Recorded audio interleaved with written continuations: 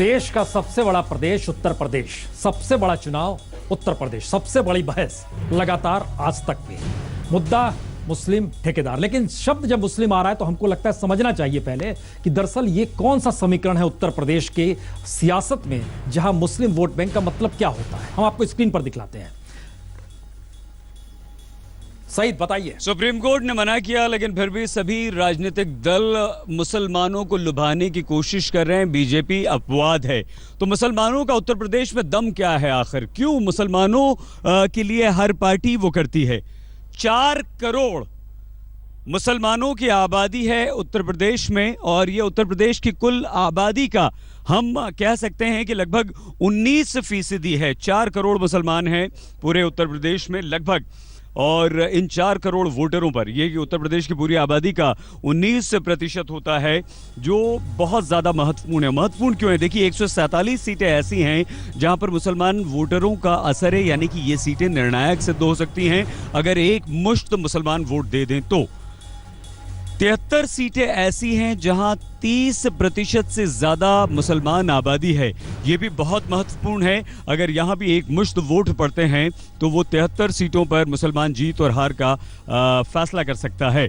70 सीटें ऐसी हैं जहां पर 20 से लेकर 30% मुस्लिम आबादी है, और ये भी काफी महत्वपूर्ण है। हालांकि ऐसा हमेशा होता नहीं है, क्योंकि वोट बढ़ते हैं लगभग सभी जो पार्टियां हैं। आप देखिए, यूपी विधानसभा में कितने मुस्लिम विधायक रहे हैं, और ये आंकड़ा हम 1996 से आपको दे रहे हैं। 29 जीत कर आए थे 1996 में। 2002 में ये तादाद बढ़ी 44 हो गए, 2007 में और ज्यादा ये तादाद बढ़ी 56 हो गए, और 2012 में 68। यानी कि लगातार मुसलमानों का जो दबदबा है, मुसलमान विधायक जो हैं वो बढ़ते जा रहे हैं। तो ये है मुसलमान। 147 ऐसी सीटें हैं जहां पर मुसलमान बहुत ज्यादा दबदबा रखते हैं, निर्णायक भूमिका में हैं, और हम आपको पश्चिमी उत्तर प्रदेश का भी बताएंगे।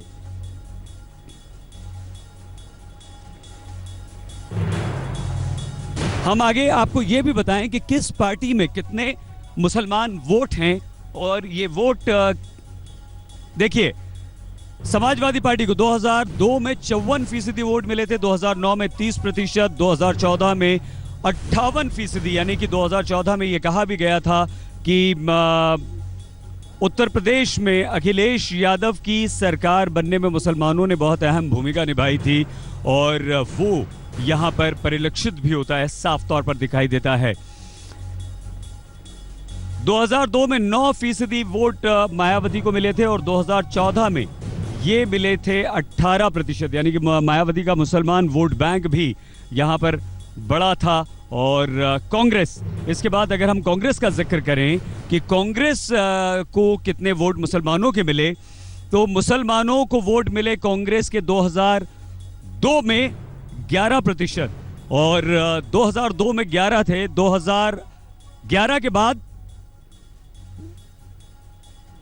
2009 में 25% वोट यहां पर मिले, और 2014 में ये जो वोट थे वो और बढ़ गए। ये वोट बढ़े हैं, किस तरह से वोट बढ़े हैं यहां पर हम आपको बताएं। 2014 में ये 11% वोट हो गए हैं। तो मुसलमानों को कांग्रेस के जो वोट मिले वो इस तरह से बढ़े हैं, और ये मुसलमानों का दम है उत्तर प्रदेश में। और इसीलिए जो मुसलमानों को रिझाने की समाजवादी पार्टी, बहुजन समाज पार्टी और कांग्रेस हमेशा से कोशिश करती रही है, गठबंधन कांग्रेस और समाजवादी पार्टी का, वो भी इसी दिशा में आगे बढ़ रहा है। और लगातार जो हमने आंकड़े दिखाए हैं, इसके अलावा कल क्योंकि पश्चिमी उत्तर प्रदेश की 73 सीटों पर मतदान हो रहा है, वहां पर मुसलमानों की क्या स्थिति है, कितनी ऐसी सीट है जहां मुसलमान निर्णायक हो सकते हैं, या मुसलमानों की वोटों की तादाद है वो काफी ज्यादा, वो भी अब से कुछ ही देर में हम आपको इसी कार्यक्रम में बताएंगे। एक बार फिर से आपको स्टूडियोज लिए चलते हैं प्रसून जी के पास। चलिए सही साहब, आपके पीछे अशोक स्तंभ हम देख रहे हैं जिसके नीचे लिखा रहता है सत्यमेव जयते। और संबित पात्रा जी, जब हम ये सब देख रहे हैं तो हमें लग रहा है कि आपसे सवाल बहुत जायज बनता है। मौजूदा वक्त में एक भी सांसद नहीं है मुस्लिम उत्तर प्रदेश का लोकसभा में, और आपने एक भी उम्मीदवार को खड़ा भी नहीं किया है जो मुस्लिम हो। इस सारे आंकड़े कोई मैटर ही नहीं करते हैं बीजेपी के लिए। पहली बात है, कैंडिडेट होता है, वो कैंडिडेट होता है जो जीत सकता है, विकास को आगे बढ़ा सकता है। हमारा कैंडिडेट ना मुसलमान होता है ना हिंदू होता है, वो कैंडिडेट होता है। यही तो आप लोग चाहते थे कि कैंडिडेट होना चाहिए। बाकी लोग कहते हैं हमारा कैंडिडेट मुसलमान है, हमारा कैंडिडेट फलाने जाति का, हम कहते हैं हमारा कैंडिडेट इंसान है जो दूसरों के काम करे। मुसलमान को आप इंसान देखिए, मैं किसी के बीच में नहीं बोलता हूँ। मुसलमान को आप लोग कहते हैं हम आपको दबा रहे हैं, आप यहाँ दबा रहे हैं, हमको उल्टा बोलने नहीं दे रहे हैं, हम दबा रहे हैं आपको। अब सुन लीजिए, ये सोच है आपकी, क्या हो रहा है, इतना इंटॉलरेंस क्यों है? अरे नहीं, वो ये जवाब इतना इंटॉलरेंस क्यों है? साहब चाहते हैं कि कोई बात ही नहीं करे। हम तो नहीं बोलते हैं, जब मौलाना बोलते हैं तो हम बोलते हैं कि बीच में, आपके बीच में भी नहीं बोलते हैं। आप जब पूछते हैं तो हम सुनते हैं। ये हिंदू मुसलमान मत बनाइए यहाँ पे, ये हिंदू मुसलमान नहीं है। कृपया करके जो जनता भी है, जनता पार्टी नहीं हिंदू मुसलमान भी नहीं। मैं आपसे हाथ जोड़ के कहूंगा, ये तो बहुत जब मैं कह रहा हूं तो मैं एज ए इंसान आपके पास माइक, इनके पास तो माइक भी नहीं है। हमारा सवाल, हमारे पास भी माइक है, लेकिन कॉन्स्टिट्यूशन में माइनॉरिटीज का जिक्र किया गया और उनकी स्थितियों का जिक्र किया गया। ठीक उसी तरीके से दलित समाज का भी जिक्र किया गया और आरक्षण का भी जिक्र किया गया। तो फिर आप एक तरफ कहते हैं कि हम तो सिर्फ उम्मीदवार देखते हैं, फिर आप जाति क्यों देखते हैं? किसने कहा जाति देखते हैं? हमने जवाब देता हूं। मैं पूछ रहा हूं एक सवाल। कितनी बार अमित शाह जी ने प्रेस कॉन्फ्रेंस किया होगा मायावती जी की तरह और कहा होगा हमने यादवों को इतनी टिकट दी, हमने बाकियों को इतनी टिकट दी, हमने मुसलमानों को इतनी दी, हमने हिंदुओं को इतनी दी? एक बार भी नहीं कहा। सबका साथ सबका नहीं, मैं बीच में नहीं बोल रहा हूं, डरिए मत, सच बोल रहा हूं, सुन लीजिए सच। मैंने आपने नहीं कहा, लेकिन हम एक बात बताइए, हिंदुस्तान में इससे पहले किस पार्टी अध्यक्ष ने कहा था या किसने कहा था कि हमारा प्रधानमंत्री ओबीसी का है?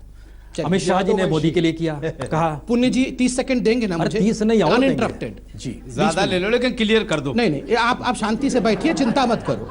नंबर 1, ऐसा प्रतीत हो रहा है जैसे मुसलमानों के सभी दुख का कारण भारतीय जनता पार्टी है। जैसा बताया जा रहा है कि हम ही ने सब कुछ किया, मुसलमान आज पीछे है तो भारतीय जनता पार्टी है। भारतीय जनता पार्टी 1980 में बनी है, उससे पहले जो कुछ भी हुआ वो आप जानते हैं।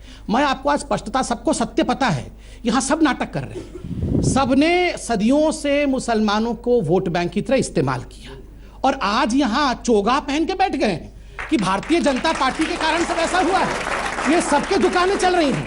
ये जो मौलाना बैठे हुए हैं, मैं इनको बता, अल्लाह से डरिए। यहाँ आपने अल्लाह से डरिए, अल्लाह पूछेगा, अल्लाह देखिए, अल्लाह पूछेगा आप मेरे पे राजनीति कर रहे हो। सुनिए, आप हिंदुओं को देखिए, आप मेरे से सवाल पूछे, मैं बीच में नहीं बोल रहा था, बीच में नहीं बोल रहा। सुन लीजिए, ऐसे नहीं। मौलाना तो बड़ा होना चाहिए, चिल्लाते क्यों है मौलाना? क्या चढ़ बैठे मेरे ऊपर? शांत हो जाइए, शांत हो जाइए। सुन तो लीजिए, सुन लीजिए, आपके बीच में नहीं बोल रहा है। ये क्या हो रहा है? ये इसलिए हो रहा है, क्या हो रहा है? ये इसलिए हो रहा है क्योंकि आप अपनी बात नहीं कह के उनको जानबूझ के बीच में ले आते हैं। ये इसलिए हो रहा है। देखिए, बुद्धिमान आदमी को प्रधानमंत्री बिरयानी खा के आए और हमसे जफर यार जिलानी साहब, इस देश में क्या मुसलमानों को वोट बैंक के तौर पर ही देखा गया? इसीलिए ये हंगामा बढ़ रहा है। हम लोग इंतजार करते रहे कि जवाब चाह रहे हैं, बाकी की आवाज बंद। बिरयानी खा के वापस आ गए, हमसे कर अल्लाह से डरिए। सुन रहे हो आपके वहां पर शोर हो रहा है। नहीं, जिलानी साहब बताएं, क्या वोट बैंक के तौर पर ही मुसलमान को देखा गया? जी बताएं सर, इस कोने पे नहीं आ रहे हैं आप। देखिए, मैं तो ये नहीं समझता कि हम लोग वोट बैंक हैं। अगर किसी ने समझा हो तो अलग बात है। मुसलमानों ने हमेशा जानबूझकर वोट दिया है, अपनी चॉइस से, अपनी पसंद से वोट दिया है।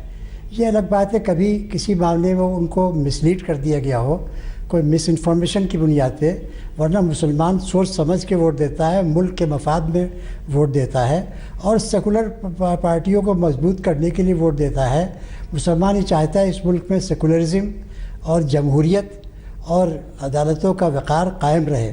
इसलिए मुसलमान जो फैसला करता है वो खुद करता है। दूसरी पार्टियां उसको क्या समझती हैं ये तो वो पार्टी के लीडर समझ सकते हैं। पार्टी के भाषण में जिक्र है, जिलानी साहब, अखिलेश यादव हो, मायावती हो, भाषणों में जिक्र हो रहा है कि आप हमको वोट दीजिए, हमारे साथ आ जाइए। आप जब उनके साथ थे तो आपके साथ बहुत उत्पीड़न हुआ। तो और क्या जिक्र हो रहा है खुले तौर पर? बीजेपी भी मुसलमानों, ये कोई अननेचुरल बात नहीं है।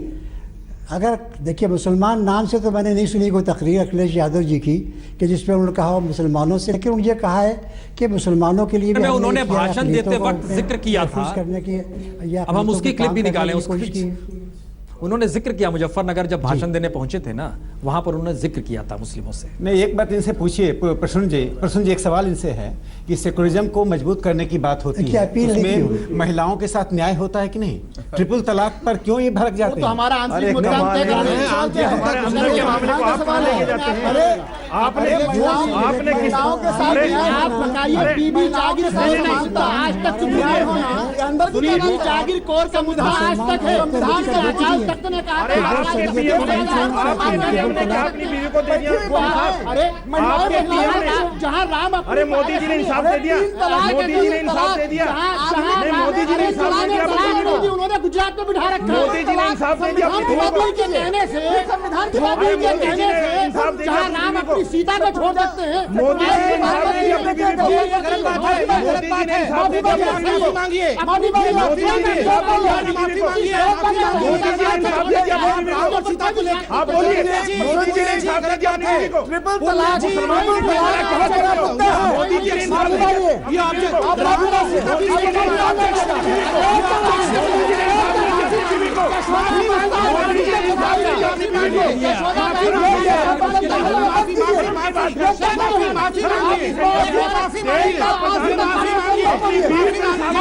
बैठ तो जाओ। उन्होंने कहा कि अगर राम सीता को छोड़ सकते हैं, मैं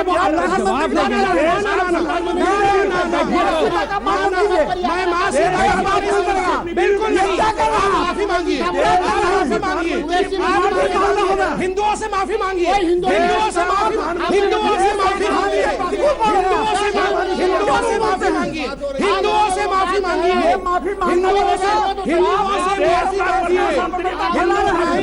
हिंदुओं से माफी मांगिए, अभी ना हिंदुओं से नहीं शो नहीं होगा। हिंदुओं से माफी मांगिए, हिंदुओं से माफी मांगिए, हिंदुओं से माफी होगा, ऐसे नहीं होगा। हिंदुओं से माफी मांग ना ना ना, ये माँ सीता को माँ सीता का अपमान नहीं हो सकता है। हिंदुओं से माफी मांगिए। अभी हम कुछ कहते थे, फतवा जारी करते थे, गला काट देंगे। आप माफी मांगिए। अरे भुजरिया जी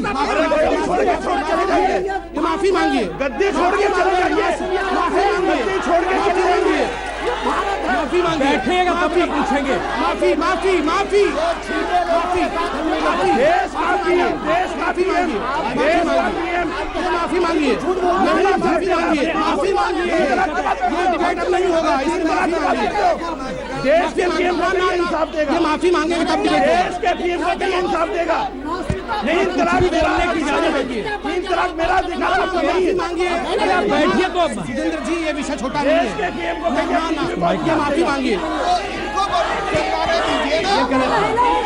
देश के पीएम को अधिकार देगा। माफी मांगना होगा, माफी मांगिए, नहीं बिना माफी का अधिकार देगा। झूठ है, माफी मांगिए, माफी मांगिए, माफी मांगना पड़ेगा, बिना माफी का नहीं होगा। बैठिए बैठिए बैठिए। अरे बैठिएगा तब ना बात होगी। हमने समझ नहीं आया। माफी भी मांगी होगी तो बैठिएगा तब ना बात होगी। माफी मांगना पड़ेगा। 2014 के बाद में वाजपेयी जी सुनिए, वाजपेयी जी सुनिए, ऐसा कभी नहीं हुआ, ऐसा कभी नहीं हुआ था। तलाक की बात करते हो, तीन तलाक की बात करते हो, ये मेरा अधिकार है। देश के प्रधानमंत्री को ये इंसाफ देगा। महिलाओं की बात 30 सेकंड बोलने दीजिए, आप निर्णय लीजिए। हाँ तो बोलने देंगे जनाब, लेकिन आप लोग बैठोगे तब ना बोलने देंगे। बैठो तो। अपनी बीवी से बात नहीं ये नहीं चलेगा। माँ सीता का अपमान नहीं होगा यहाँ पे। माँ सीता का अपमान नहीं हो सकता।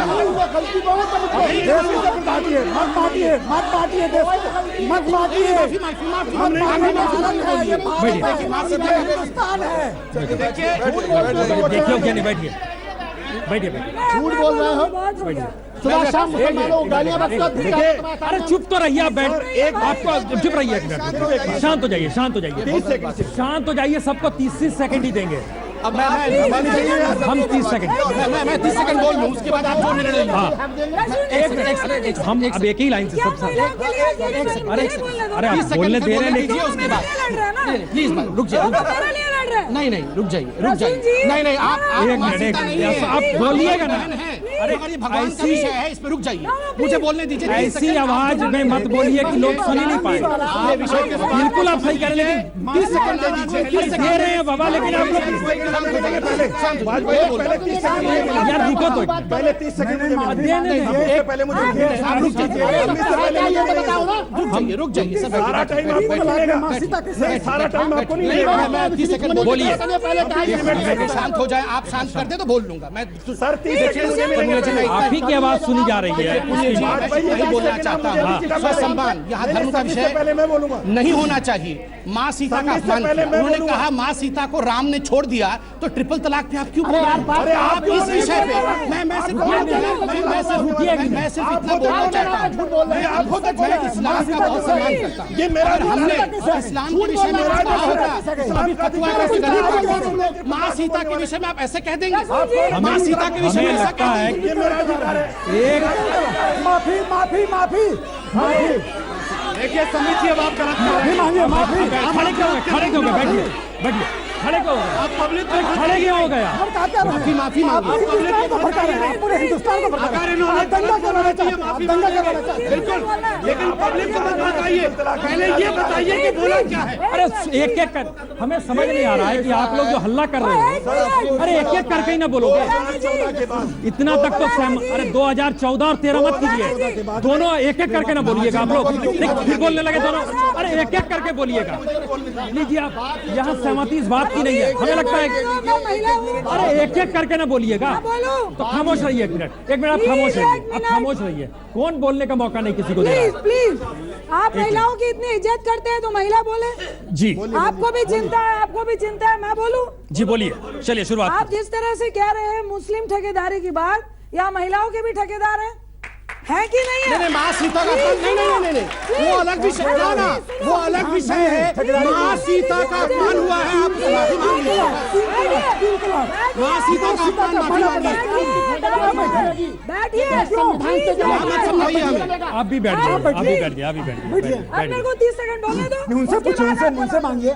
नहीं, लेकिन हमको लगता है सबको ही बोलिए, लेकिन एक एक करके बोलिए, अपनी बात को ही ना बोल सकते हम लोग। 3 तलाक। देखिए राम को और सीता को गाली दे दी और यहाँ डिस्कशन हो रहा है। अगर किसी और के लिए कुछ कहा होगा गला काट देते। ये गलत तरीका है, जिंदगी में माफी प्लीज मुझे बोलने इसी मुल्क का हूँ मैं भी। देखिए ऐसा है, आप उनकी निंदा कीजिए, आप निंदा कीजिए, निंदा कीजिए। पूछ के करूं? हाँ कीजिए, निंदा कीजिए। माँ सीता का अपमान नहीं चलेगा, निंदा वो कीजिए। कुछ और बोल रहे हैं, हमें समझ नहीं आ रहा है। राकेश जी, आप अपनी बात कहेंगे ना, लेकिन एक एक करके ना कहेंगे। 3 तलाक में माफी भी हो जाएगी अगर कहा है। सीता को छोड़ सकते हैं। राम से कहाँ से अपमान किया है? मौलाना साहब 2 मिनट। ट्रिपल तलाक में राम सीता कहाँ से आ गए? मैं बोलूं? तुम सुबह शाम हमको गालियाँ रखते हो। ना हम ये संविधान का विषय है। हम अल्लाह को कहीं नहीं ले सकते हैं, वो हमसे बड़े हैं, तो आप सीता को कहीं नहीं ले जाएंगे? आप सीता को कहीं भी घसीट देंगे? ना हम अल्लाह के विषय में कुछ बोल रहे हैं, कुछ नहीं बोलेंगे कभी नहीं।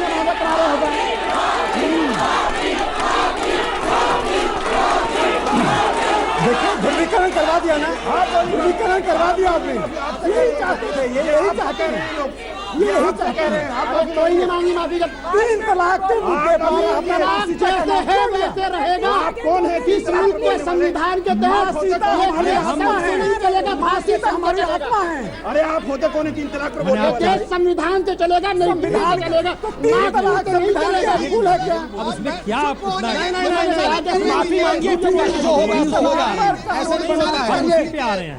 देखिए एक मिनट, हमें लग रहा है कि इन्होंने जो कहा है उस हिस्से को हम फिर से जरा सुनवाएंगे। हम एक व्यवस्था कर रहे हैं कि उस हिस्से को जो इन्होंने कहा है और उसके बाद जो पूरा का पूरा हंगामा हो गया है